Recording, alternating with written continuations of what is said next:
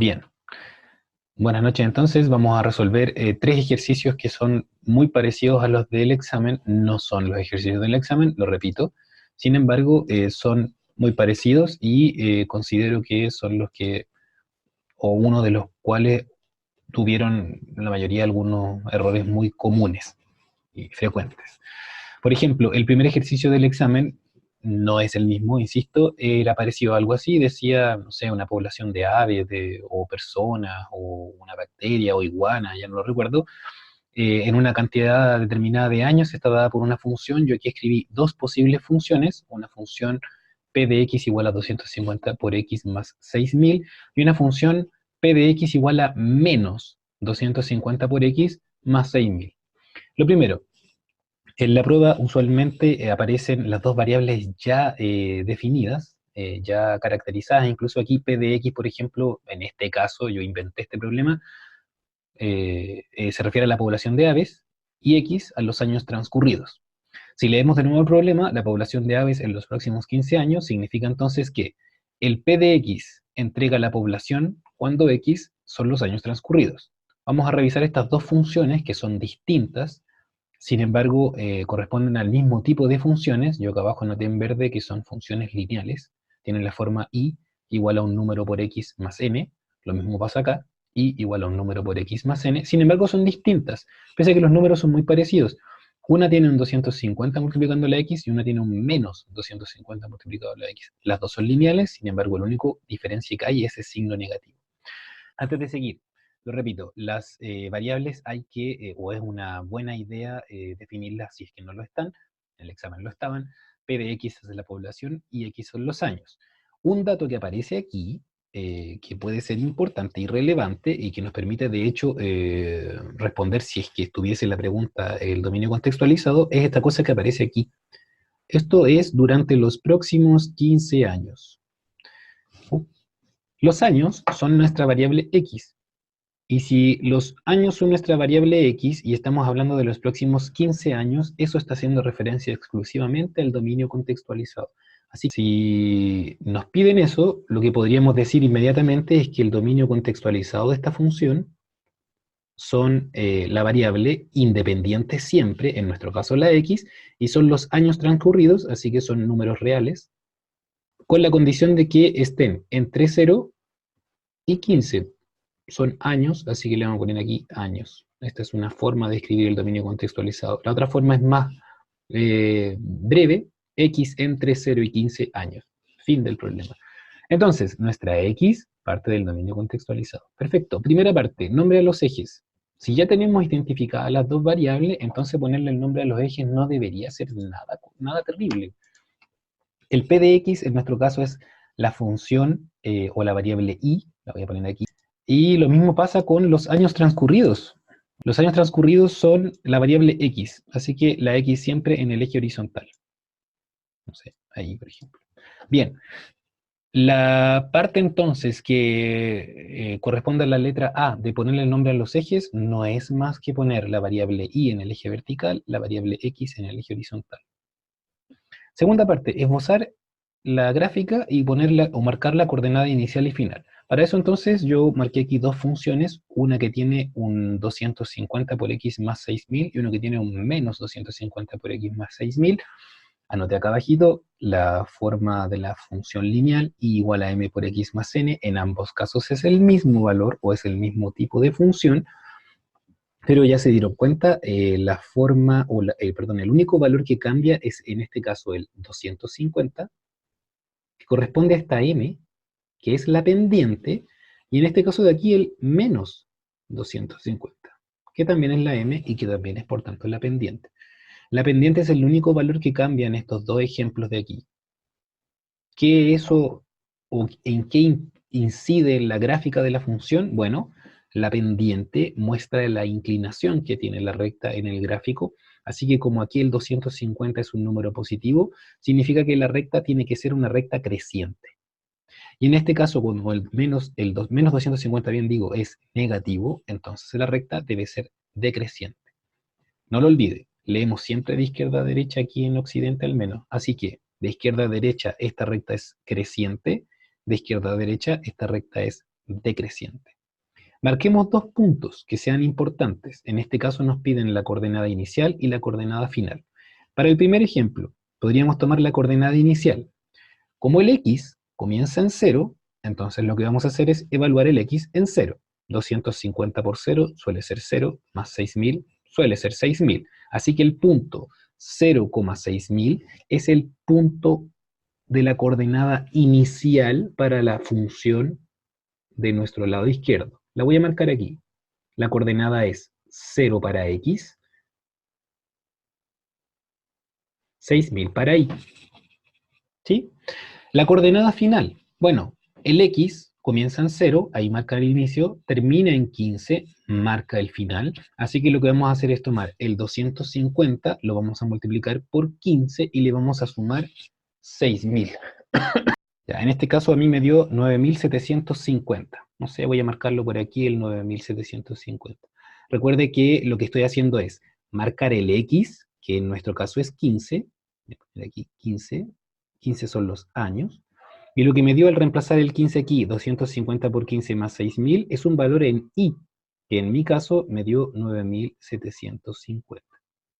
Significa entonces que el punto 15,9750 es la coordenada final. La voy a marcar también. 15 para x, 9750 para y. Tengo dos puntos marcados. Lo que puedo hacer entonces ahora es trazar la línea recta. Aquí está la coordenada inicial, la coordenada final. Caso 2. ¿Qué pasa si la pendiente es negativa? Hagamos el mismo ejercicio. Vamos a hacer entonces, ¿en qué consiste el ejercicio? En reemplazar el valor inicial de x, que es 0, y el valor final de x, que es 15. Menos 250 por 0 va a dar 0, más 6000 va a dar 6000. Significa entonces que si este es 0 para x, entonces el y tendrá que ser 6000. Esta es la coordenada inicial, 0,6000. Y la coordenada final será, bueno, evaluar esta vez menos 250 por 15, pues, más 6000.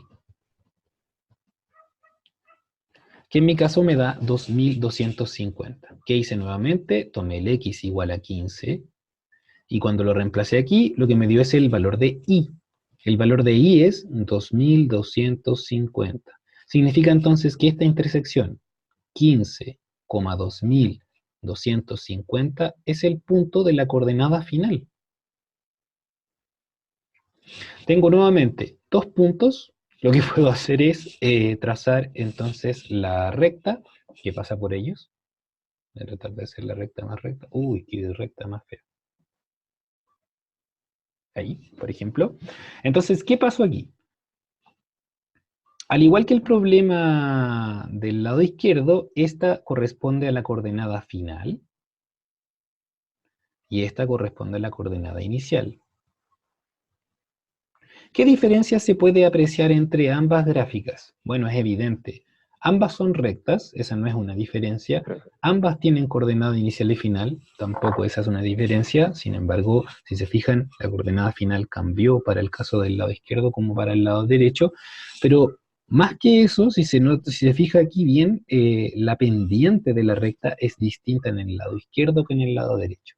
Lado izquierdo es positiva, lado derecho es negativa. Lado izquierdo creciente, lado derecho decreciente. Letra C, por ejemplo, en el examen, aparte de pedir que pusieran los nombres a los ejes, cosa que logramos logramos hacer identificando el nombre de las variables simplemente, colocando el eje X en el horizontal, el eje Y en el vertical, esbozar las coordenadas inicial y final, así como las rectas, depende, ya vimos, de la pendiente, en el caso de la derecha es negativo, en el caso de la izquierda es positivo. Otra cosa que les pedían es interpretar alguna de las coordenadas. Por ejemplo, la coordenada inicial y la coordenada final. En este caso, la coordenada final. Por ejemplo, ya para el caso del lado izquierdo como para el caso del lado derecho, lo único que hay que tener en consideración para interpretar correctamente una pendiente no es más que, perdón, una coordenada, es que, por ejemplo, este es el punto que vamos a interpretar, la coordenada final. Tiene una parte que es x y tiene una parte que es y. Si estamos en el lado derecho, tiene una parte que es x y tiene una parte que es y. Siempre se lee así. Yo les decía en el video anterior que no es tan difícil de recordar porque es el orden alfabético. En la primera coordenada es la X, la segunda es la Y. En el orden alfabético, X, Y, Z. ¿Sí? La primera coordenada, si es X, entonces la estamos relacionando con los años transcurridos, porque la variable es X. Así que, Claro, tanto para la coordenada final del lado izquierdo, a los 15 años, como para el lado derecho, a los 15 años, tenemos entonces un valor Y. ¿Qué es el valor Y? En este caso, la población de aves. A los 15 años, la población de aves es 9.750. Lado izquierdo. Lado derecho, a los 15 años, la población de aves es 2.250. Pregunta también, interprete la pendiente, dado que la pendiente es la única que hace la diferencia entre este problema y este problema, si se fijan los números eran iguales, lo único que cambiaba era el signo, la pregunta evidente es, ¿qué significa la pendiente entonces? En este caso la pendiente es 250, por ejemplo, y en este caso es menos 250. menos 250. Ya, no olvidar, Una es creciente y la otra es decreciente. perfecto, una es creciente, que es la del lado izquierdo, otra es Claro. decreciente, que es la del lado derecho, pero eso no es interpretar el número. Ah, no, no, Uno es 250 y es el otro menos 250. ¿Qué es interpretar el número? Es recordar lo siguiente. La pendiente de sí, la recta es la división entre la variación de las y's con la variación de las x. Entonces, si nos están preguntando qué significa ese 250 o qué significa ese menos 250, es verdad, aquí en el lado izquierdo es creciente, aquí en el lado derecho es decreciente, pero el número, ¿qué significa el número? Para eso hay que recordar esto que escribí aquí.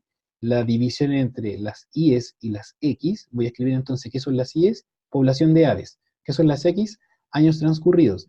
La pendiente entonces es población dividido años. Entonces, en este caso, en el lado izquierdo, ¿qué significa?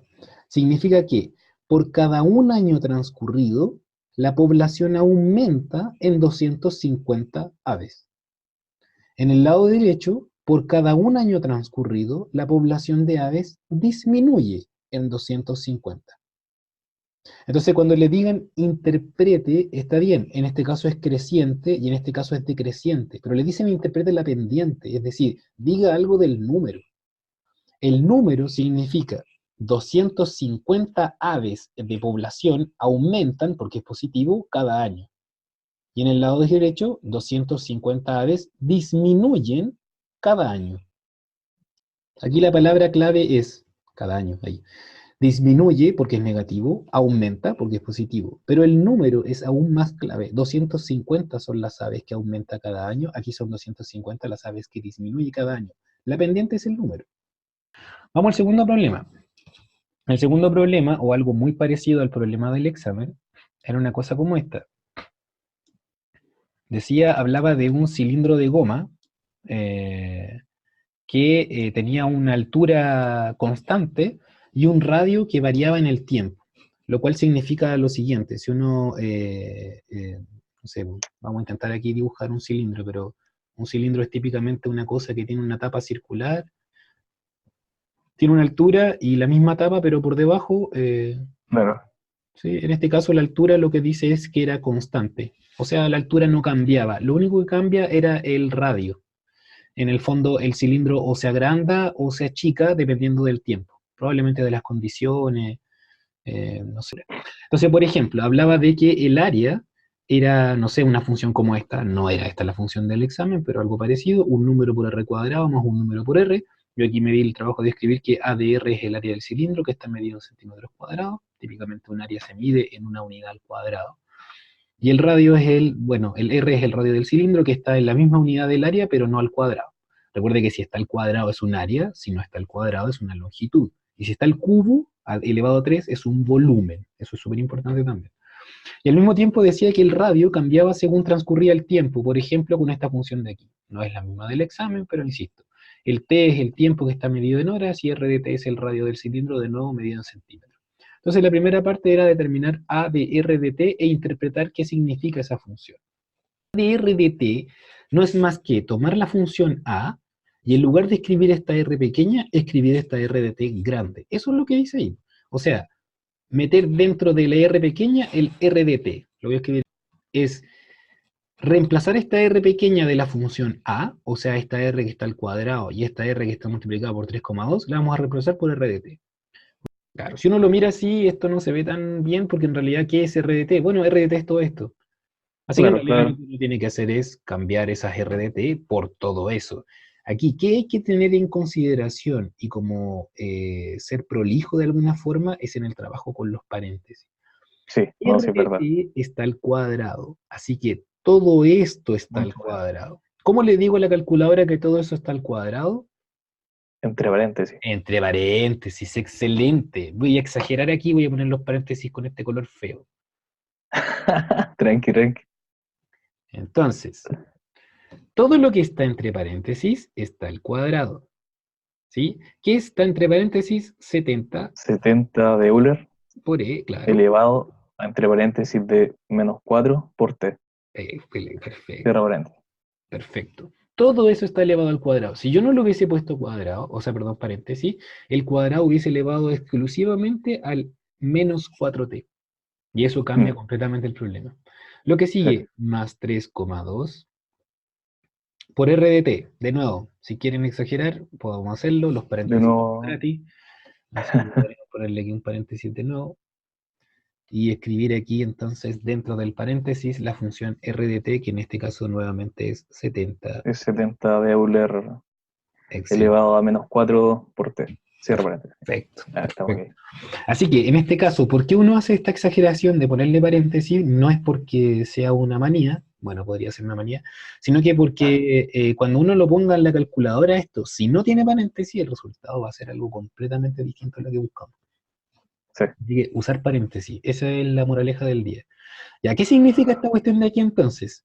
Si se fijan, el ADR era el área que dependía del radio y el claro. RT es el radio que dependía del tiempo.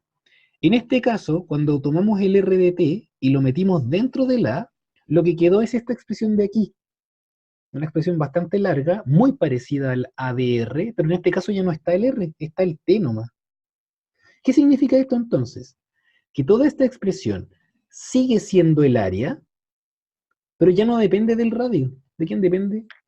Del tiempo. Solo del tiempo. Así que en este caso, cuando metimos una función dentro de otra, que de manera más académica se dice componer funciones, cuando componemos dos funciones, lo que estamos haciendo es considerar el valor de la función que está afuera y reemplazar el término que está dentro por la variable que queda sola. En este caso quedó la t. ¿Sí? Así que esto de aquí se podría interpretar como el área del cilindro, pero ya no depende del radio, depende del tiempo esta vez, Claro, claro. en función del tiempo. Así que es la misma función que estaba acá arriba, el área, pero ya no depende del radio, ahora depende del tiempo. Así que, por ejemplo, podemos responder la letra B, que es calcular el área a las 2 horas. Claro, Claro. si no hubiésemos hecho este trabajo, calcular el área a las 2 horas hubiese significado tomar la función radio, que depende del tiempo, haber calculado el radio de las 2 horas, y luego de haber calculado el radio de las 2 horas, haberlo reemplazado en el área. Sí, ¿no? Sí, En este caso, como el área depende del tiempo, es inmediatamente reemplazar el t por 2. Y estamos. claro. Pero Sí, claro, para reemplazarlo bien y que el resultado sea correcto, hay que usar estos paréntesis. los paréntesis. Ya, esa parte no la voy a hacer porque creo que está de más, pues, ¿no? Pero la letra B no es más que reemplazar el área, en este caso lo vamos a reemplazar en 2. Entre dos.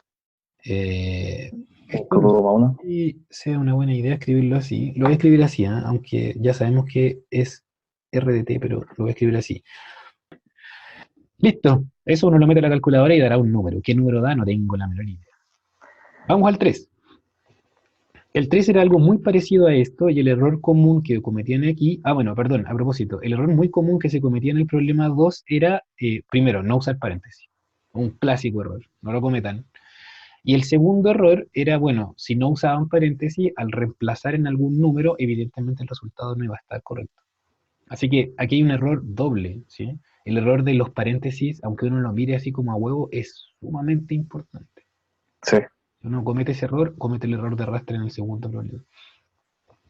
En el problema 3, algo muy parecido a esto, no era este el problema 3, hablaba de, por ejemplo, un número de contagiados en el tiempo. Entonces aparecía esta función, Aquí me falta un t. G de t igual a 10 por e a la elevado a 3 por t, más 9 por t menos 810. No sé, estoy inventando un problema.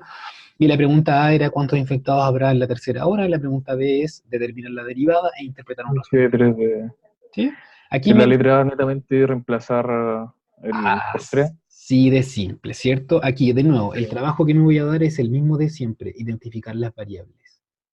La variable g y la variable g de t, aunque en el examen le decían que era qué cosa cada una de ellas, en este caso el t es el tiempo y está medido en horas.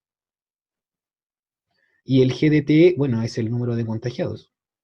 Y estará medido en número de personas, número de contagiados, unidades, como quiera. Entonces, letra A, como bien dice el compañero, es simplemente reemplazar. Y eso dará un número. ¿Qué significa ese número? Bueno, va a significar el GDT, el número de contagiados, cuando T es 3, cuando el tiempo es 3 horas. Claro. Letra B, lo que me interesa. Determinar la derivada, no hay que hacerlo, le dicen derechamente interprete esta derivada. La derivada de G evaluado en 3 es igual a 243.101. Aquí no hay que derivar, aquí no hay que determinar si este es el valor correcto, no hay que hacer nada más que interpretar. Entonces, el problema clásico, o el error clásico que cometían muchos de ustedes, como en el problema era simplemente reemplazar, yo aquí puedo decir, el número que me da aquí es el número de contagiados a la tercera hora. Entonces, bueno, si era así de fácil el problema A, ¿por qué no tendrá que ser fácil el problema B? Que de hecho es fácil. Eh, a la tercera hora. El problema B entonces significa que este es el número de contagiados a la tercera hora. Eso está mal, pues, ¿no? Este es G derivado. La función Sí, sí, sí. G entrega el número de contagiados. La función G derivado no puede entregar lo mismo. ¿Qué es la función G derivado? La derivada de una función, y aquí hay que nunca olvidarlo, la derivada de una función se puede escribir así, con esa comita ahí arriba, o se puede escribir como yo lo prefiero, con esta notación que se llama notación de Leibniz, que lo que muestra es la variación de la función g dividido en la variación de la variable. En nuestro caso, muy parecido a la pendiente, no sé si lo recuerdan, la variación del número de contagiados, que es g,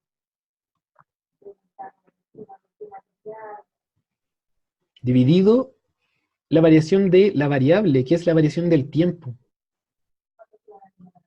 Así que, ¿qué es la derivada? Es la variación del número de contagiados en el tiempo. Dicho de otro modo, lo podríamos expresar como la razón de cambio entre el número de contagiados y el tiempo, o el crecimiento del número de contagiados en el tiempo, o, ¿qué más podemos decir? Esto se va a cerrar, parece.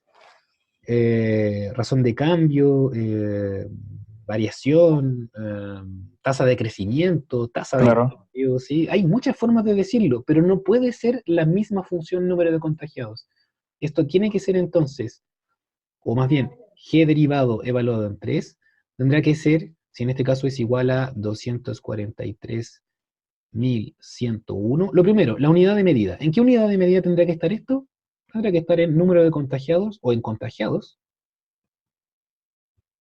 dividido en horas. ¿Sí?